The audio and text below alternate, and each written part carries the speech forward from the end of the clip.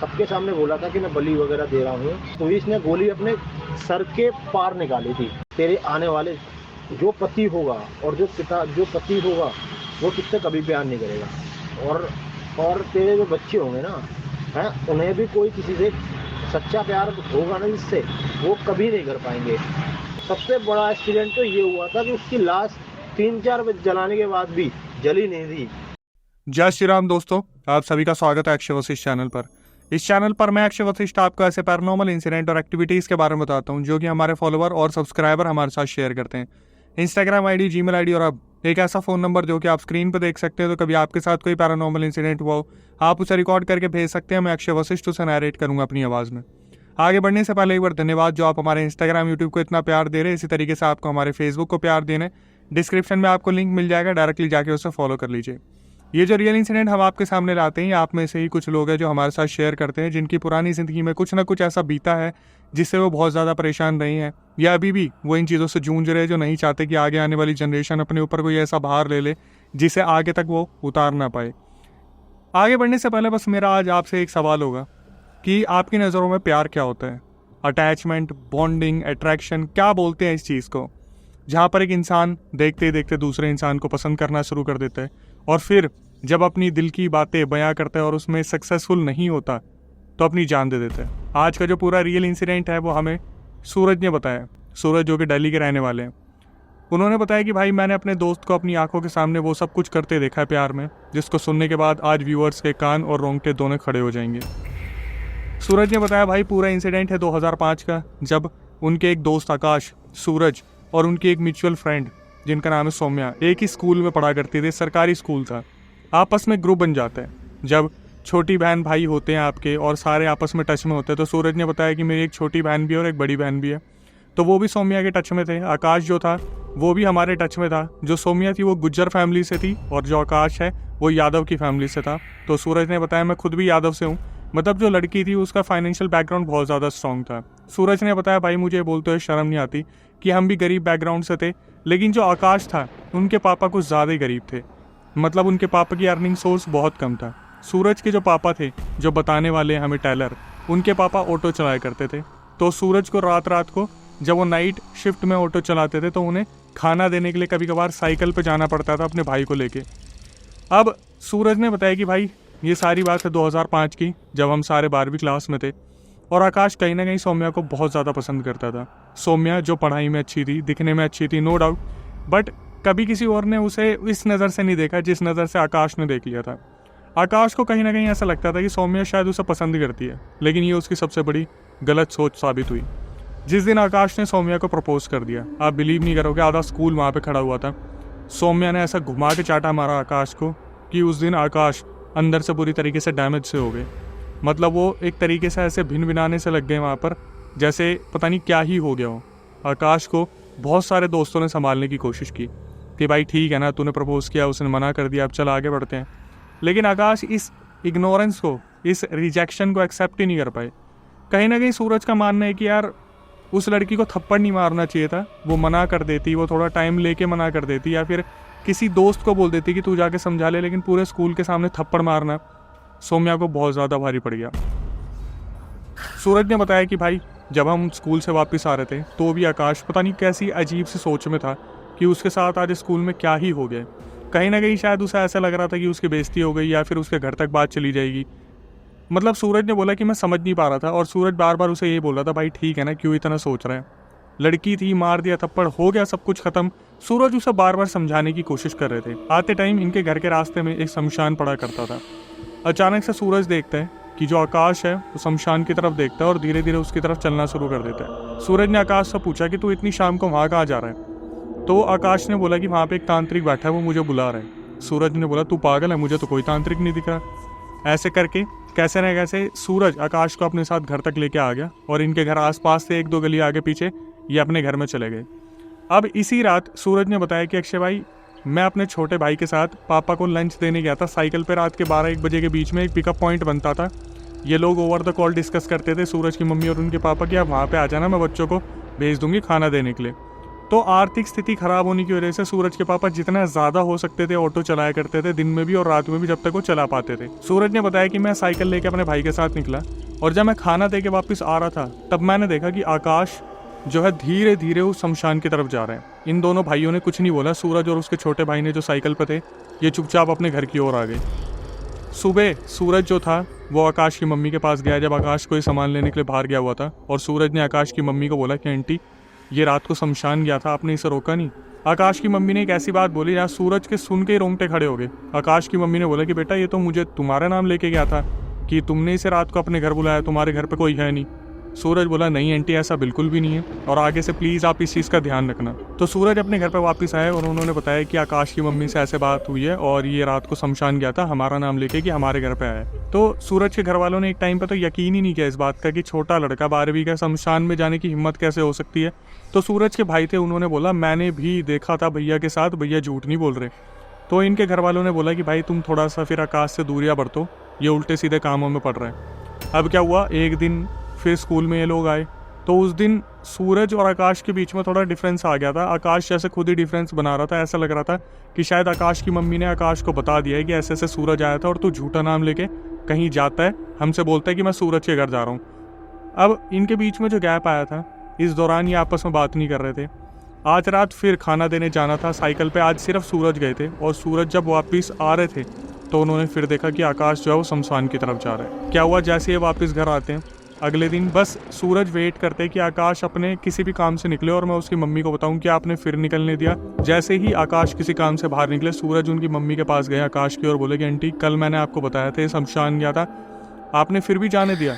आकाश की मम्मी बोली बेटा मैंने पूरी रात ध्यान रखा है, मेरे साथ ही सोया था, ये कहीं नहीं गया।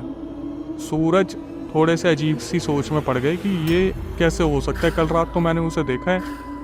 वो अपने घर पे वापस आते हैं और पूरे टाइम यही सोचते रहते हैं कि मैंने क्या देखा। सूरज स्कूल पहुंचते हैं और स्कूल पहुंचने के बाद देखते हैं कि आकाश जो है उसने दूरियां बरतनी शुरू कर दी हैं, मतलब वो अब किसी से बातचीत नहीं कर रहा है। धीरे धीरे उसकी तबीयत में भी बदलाव आने लगे और ऐसा लगता है जैसे पूरी रात ही जगा हुआ है। सूरज ने उस दिन भी बात नहीं की, और फिर जब रात को वो अपने पापा को खाना देने जा रहे थे साइकिल पे, वो वापस आ रहे थे तो उन्होंने देखा कि आकाश फिर शमशान की ओर जा रहा है, और इस बार अंदर जो है सूरज को एक तांत्रिक भी बैठे दिखे। तो सूरज ने अचानक से आवाज़ लगाई आकाश को, आकाश ने आवाज़ को अनसुना कर दिया और सीधा वो शमशान में चला गया। सूरज को पता था कि आकाश की मम्मी तो यही बोलेगी कि उन्हीं के साथ सो रहा था, तो सूरज ने क्या करा, स्कूल पहुंचे और आकाश से सीधा पूछ लिया कि भाई तू शमशान में जा रहा है, तू पागल है, तू ऐसे काम कर रहा है। आकाश ने बोला कि भाई तेरा वहम होगा, मैं क्यों शमशान में जाऊँगा।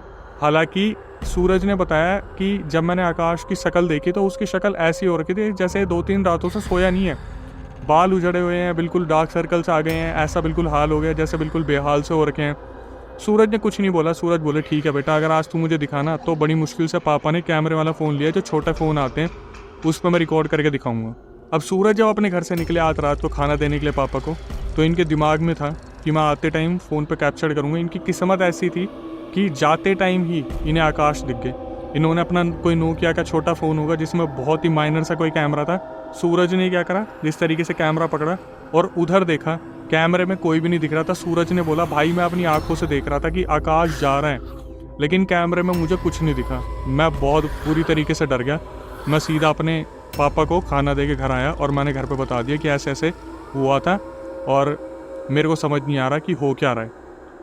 घर वालों ने साफ साफ बोल दिया देख अगर ऐसा हुआ है तो अब तू आकाश से दूरियां बरत ले और अब तू उससे बात नहीं करेगा, स्कूल में बात करने की ज़रूरत ही नहीं है, उसे अकेला छोड़ दो अगर ऐसा हुआ है तो। 2-3 दिन सूरज ने आकाश से कोई बात नहीं की।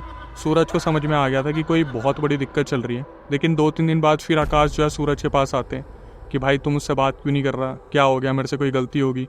तो सूरज बोलते हैं भाई देख तू गलत कामों में पड़ रहा है, तू रात को शमशान जाता है, वो तो मैं वीडियो नहीं बना पाया क्योंकि तू कैमरे में आया नहीं। तो आकाश बोलता भाई मैं कैमरे में नहीं आया, ये कैसी बात कर रहे, तू ऐसा हो सकता है क्या, अगर ऐसा हो तो अगली बार मुझे पकड़ लियो, दबोच दियो, मुझसे बात कर लियो, पूछ लियो, अगर मैं वहाँ होऊंगा तो तुझे पता चल जाएगा।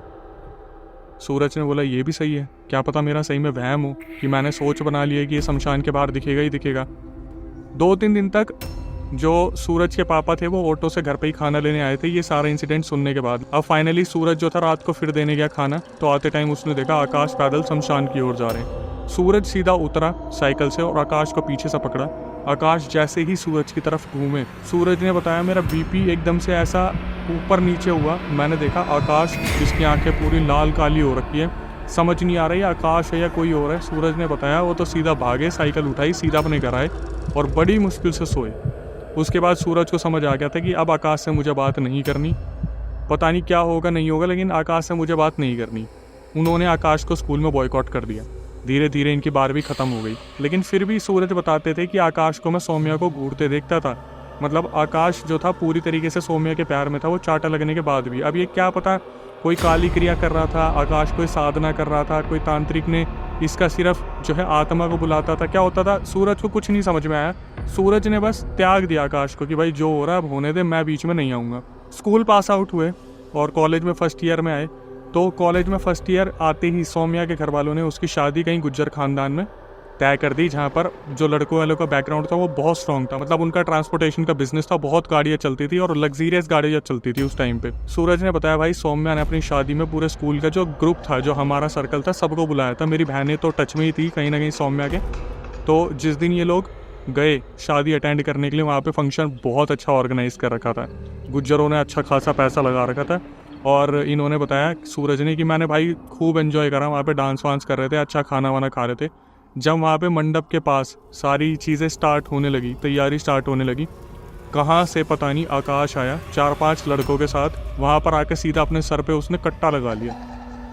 कट्टा लगाने के बाद उसने सीधा सौम्या को धमकी दी, सीधा एक तरीके से श्राप दे दिया कि मैं जा नहीं रहा हूँ, मैं वापस लौट के आऊँगा, और जब मैं वापस लौट के आऊँगा ना, तू जिसके साथ भी है तू कभी जी नहीं पाएगी, खुश रह नहीं पाएगी, और मैं तुझे कभी जीने ही नहीं दूंगा।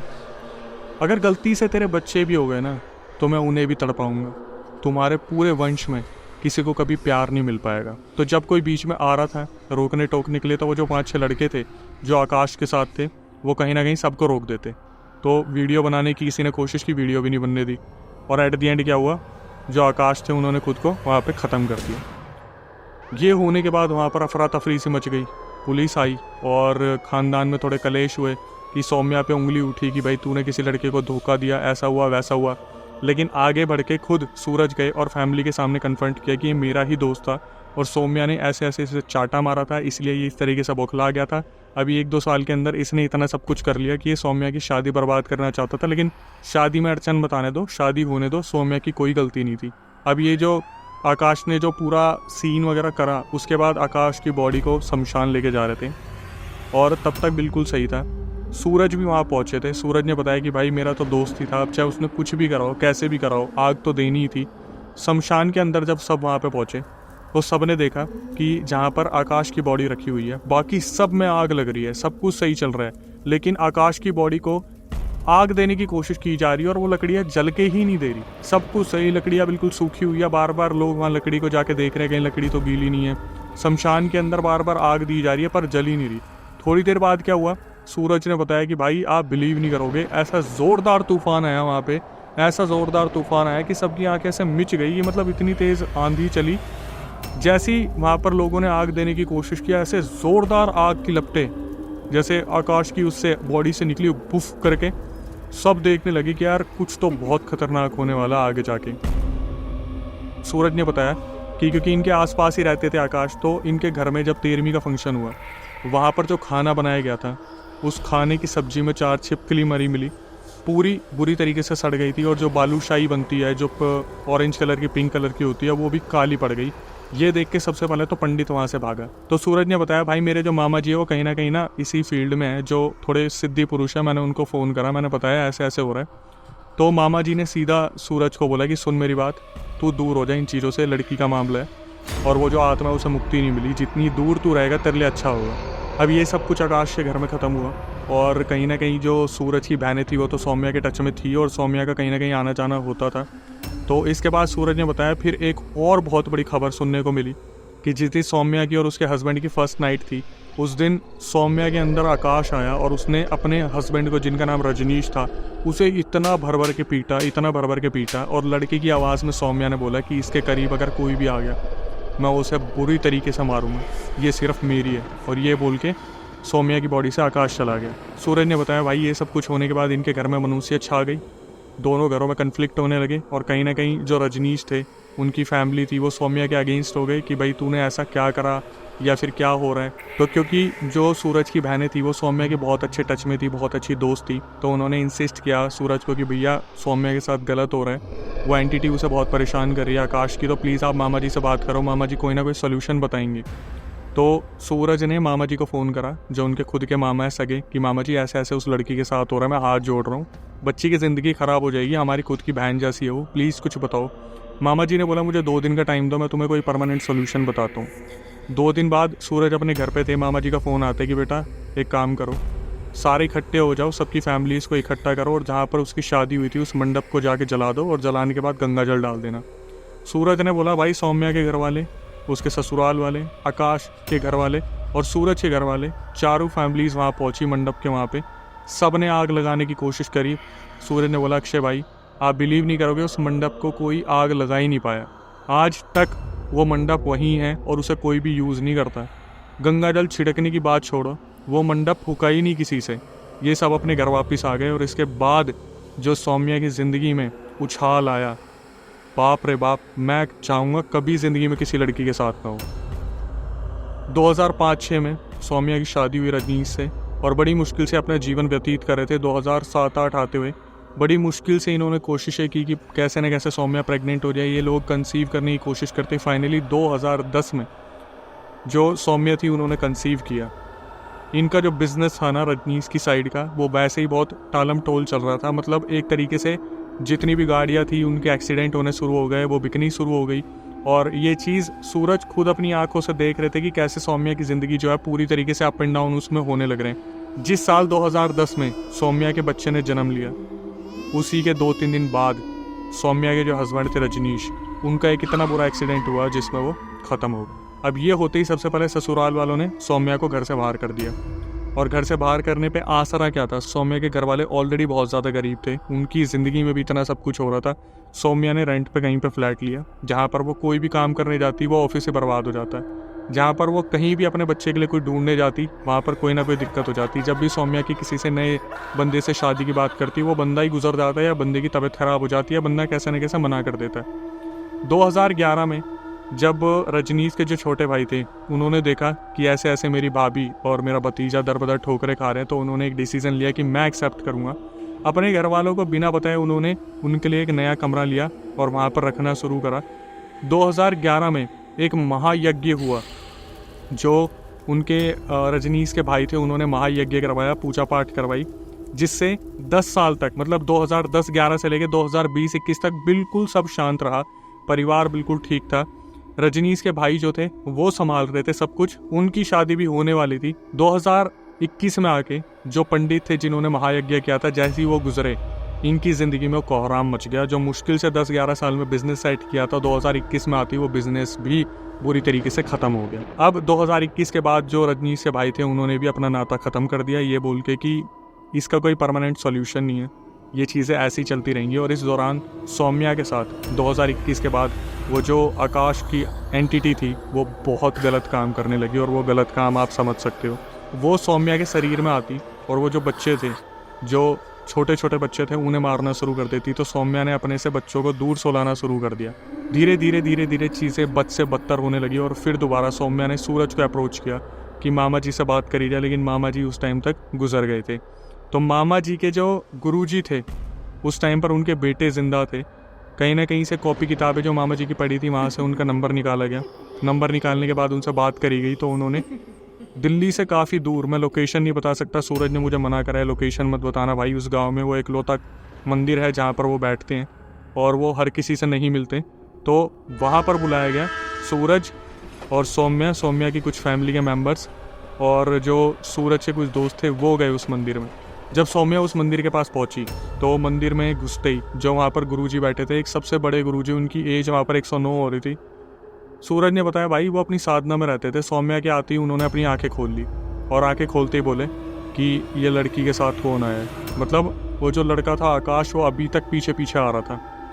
वहाँ पर जो गुरुजी के बेटे थे उनसे बातचीत चल रही थी और वो बातचीत में बोलते हैं कि हम यहाँ पर एक क्रिया करेंगे जहाँ पर आकाश की आत्मा को हम सौम्या के अंदर बुलाएंगे और फिर उससे बात करने की कोशिश करेंगे कि उसके मोक्ष के द्वार खोले जाएं, उसे मुक्ति दी जाए।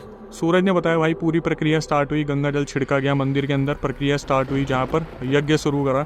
आकाश की स्पिरिट कहीं ना कहीं हमारे सामने सौम्या के अंदर आई। सौम्या एकदम से झूमने लग गई, वो ऐसे कपकपाना होता है वो शुरू हुआ। सूरज ने बोला भाई मेरी अंतड़ियाँ फट गई थी, मेरे शरीर छोड़ के मेरी आत्मा निकल गई, मेरे को इतना डर लगा कि ये अचानक से सौम्या को क्या हुआ। और फाइनली जो आकाश की स्पिरिट थी वो आई अंदर और सूरज की तरफ देख के बोली कि तू मेरा दोस्त है और तू इसका साथ दे रहा है। सूरज ने बोला देख भाई इस चीज़ को समझ कि इसने तेरे साथ कोई कुछ गलत नहीं किया, तूने प्रपोज किया, उसने मना किया और अब तू ऐसे कर रहा है। हम सब कोशिश कर रहे हैं कि इसकी ज़िंदगी सुधर जाए। आकाश की जो स्पिरिट थी वो सौम्या के अंदर मर्द की आवाज़ में बात कर रही कि मैं जितने भी यहाँ पे आए हो तुम्हारा कुछ नहीं करूँगा, लेकिन इसके साथ जो रहेगा मैं उसकी ज़िंदगी बर्बाद कर दूँगा। यहाँ पर आकर सूरज ने एक बात बोली कि भाई मुझे उस दिन समझ में आया कि किसी दूसरे के फड्डे में पैर डालना कितनी बड़ी भारी गलती होती है। सूरज ने बोला कि भाई हम कैसे न कैसे तो तेरे को बाहर निकाल ही देंगे इस चीज़ से। आकाश ने बोला अभी तक तो मैं तेरे को अपना दोस्त समझ रहा था, लेकिन अब तू देख मैं तेरी ज़िंदगी कैसे तबाह करता हूँ। सूरज ने बताया भाई ये चीज़ मैंने सुनी, मेरी रूह काँप गई। हम सब वहाँ से वापस आ गए। जो पंडित जी थे, महागुरु थे, उन्होंने बोल दिया इसको कोई नहीं निकाल सकता क्योंकि इसने काली विद्या की साधना की थी और ये शराब दे के गया हुआ है। हम बस इतना कर सकते, चीज़ें ऊंची नीचे हो जाए, 19-20 की बच्चों को कुछ ना हो या सौम्या को बहुत ज़्यादा कुछ ना हो, लेकिन इसको हटाया नहीं जा सकता। अब ये लोग जब वापस आ गए, सूरज ने बोला भाई मेरा ट्रांसपोर्टेशन का बिजनेस था, 3 गाड़ियाँ थी, तीनों गाड़ियाँ बिक गई मेरी। बड़ी मुश्किल से कोई एक सेकेंड हैंड गाड़ी में अभी चला रहा हूँ। बस ये गलती थी मेरी कि मैं बीच में आता रहा बचाव के लिए, और बस मेरी आकाश से इतनी विनती थी कि भाई मेरी बहनों को, मेरे परिवार को कुछ मत करियो। आकाश ने छोड़ दिया ये सोच के कि दोस्त था, वरना सूरज को भी बिल्कुल धरती से लगा दिया था, बिजनेस ख़त्म कर दिया। अभी 2024 मई में सूरज ने बताया मैं अपनी बहनों के साथ गया था सौम्या से मिलने। सौम्या का वो हाल हो रखा है, बिल्कुल भिखारन बनी हुई है, मतलब बिल्कुल रोड पे आ गई, बच्चे पालने के लिए कुछ नहीं है। सूरज ने बताया मैं अपनी बहनों के साथ कुछ खाना लेके गया था, वहाँ पर हमने थोड़ा सा टाइम स्पेंड करा, जहाँ वो अब भी रेंट के फ्लैट पे रह रही है, कहीं ना कहीं से जुगाड़ वगैरह करके घर चला रही है, सफाई वफाई करके ऐसे वैसे करके। बस यही विनती है जो सूरज ने बोला भाई कि मैं सिर्फ आज की जनरेशन से ये बोलना चाहूँगा, खासकर जो लड़कियाँ हैं, कि आप किसी को डिसरिस्पेक्ट मत करो। अब देखो भाई ये आपका एक पर्सनल मुद्दा है, क्योंकि लड़का जो है किस हद तक जा रहा है, लड़की जो है किस हद तक जा रही है, वो थप्पड़ घूसे लात क्या होने वाला है वो तो देखो प्रिडिक्ट कोई कर नहीं सकता, लेकिन समझदारी से काम लेना बहुत ज़रूरी है। ये जो सौम्या का एक थप्पड़ था, मैं इसे बिल्कुल भी ये नहीं कहता कि बहुत अच्छी चीज़ थी, ये भी नहीं कहता बहुत गलत चीज़ थी। मुझे इसके बारे में नहीं मालूम क्योंकि 2005 में मैंने तो ये देखा नहीं, लेकिन सूरज ने जिस तरीके से बताया, उसने बताया कि भाई आकाश सौम्या के लिए बिल्कुल पागल था प्यार में। कहीं ना कहीं सूरज को ये लगता था कि आकाश को अगर सौम्या एक्सेप्ट कर लेती तो आकाश उसे रानी बना के रखता। और moral of the story conclusion यही है, आपको अपने आप को काम रखना आना चाहिए। बहुत बड़े बड़े जो सिद्ध पुरुष हैं उन्होंने ये बोला है कि जिस सिचुएशन में ये सारी चीज़ें होती हैं, बस 10 मिनट के लिए अपने आप को वहाँ से निकाल लो। कैसे भी कोई भी सिचुएशन हो, कितनी भी बड़ी से बड़ी लड़ाई हो, बहुत बड़ी भी लड़ाई होगी ना, बस 10 मिनट अपने आप को उस सिचुएशन से निकाल लो, आपको सॉल्यूशन मिल जाएगा कि आगे क्या करना है। लेकिन हीट ऑफ द मोमेंट में आपने अगर कुछ गलत कर दिया ना, आप पूरी ज़िंदगी पछताओगे कि मैं यार उस दौरान अगर मैं बस वहाँ से चला जाता ना, या उस सिचुएशन को हैंडल कर लेता, तो शायद आज ये दिन देखने नहीं पड़ते।